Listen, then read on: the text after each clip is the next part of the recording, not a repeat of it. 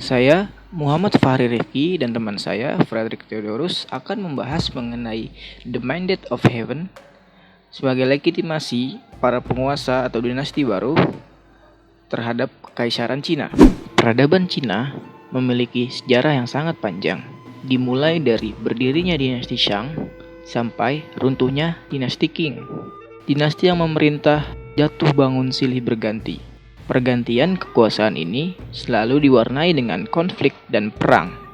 Setiap konflik yang terjadi, ini memiliki sebuah konsep dan cara berpikir yang tertanam semenjak dinasti kedua hingga runtuhnya sistem dinasti. Konsep ini disebut sebagai The Mandate of Heaven atau mandat langit. Memiliki pengertian bahwa dinasti mendapatkan mandat dari langit atau heaven surga. Kehadiran surga di sini akan memberikan keadilan bagi seluruh alam semesta. Namun, mandat surga ini dijadikan sebagai pembenaran dan juga sebagai legitimasi bagi para penguasa atau dinasti baru yang menggantikan dinasti sebelumnya. Raja atau kaisar yang memimpin yang dipilih sebagai penguasa harus berdasarkan pada bakat dan kebajikan untuk bertanggung jawab dan mengatur rakyatnya dengan penuh rasa kasih sayang dan juga efektif. Tugas raja di sini untuk menenangkan para dewa, untuk melindungi orang-orang dari bencana alam seperti banjir dan badai ataupun gagal panen. Jika raja berperilaku baik, benar, dan efektif, hal-hal buruk tersebut tidak akan terjadi. Namun, jika raja gagal memerintah secara efektif, benar, dan baik, maka perilaku untuk menggulingkan kekuasaan raja tersebut dapat dibenarkan dan akan digantikan oleh penguasa baru. Konsep ini diperkirakan berkembang pada masa dinasti Zhou. Dinasti Zhou menjadikan The Mandate of Heaven ini sebagai legitimasi untuk menggantikan dinasti Shang dan mengatakan bahwa Shang juga menggantikan dinasti Xia dengan alasan yang sama. Menurut Sima Qian, dinasti Shang runtuh karena tindakan rajanya yang semena-mena dan melakukan tindak yang immoral seperti melakukan hubungan seks secara massal. Karena hal inilah dinasti Shang kehilangan mandat langitnya.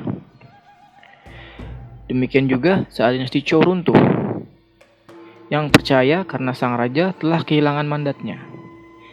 Hilangnya mandat ini tidak memiliki dasar yang jelas dan biasanya hanya berupa asumsi. Rakyat percaya bahwa bencana alam, seperti yang sudah saya sebutkan tadi, merupakan tanda dari hilangnya mandat langit atau mandat surga bagi seorang raja. Mandat langit memiliki sebuah pola.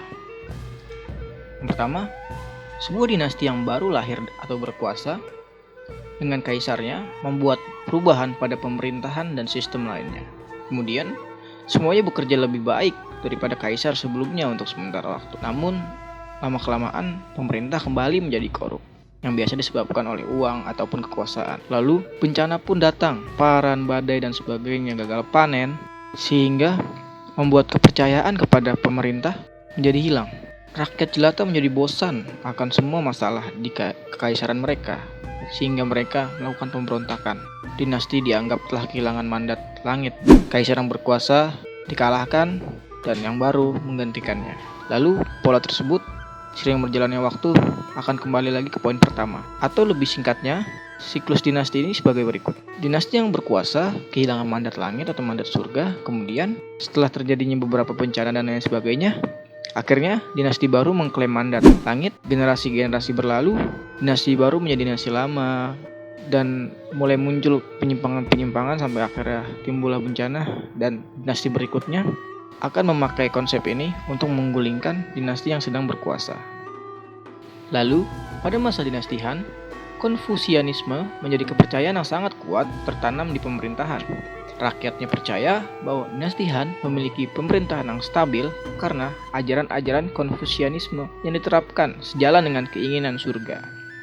Ini membuat dinasti Han sekali lagi menjadi dinasti dengan mandat dari langit sebagai legitimasinya.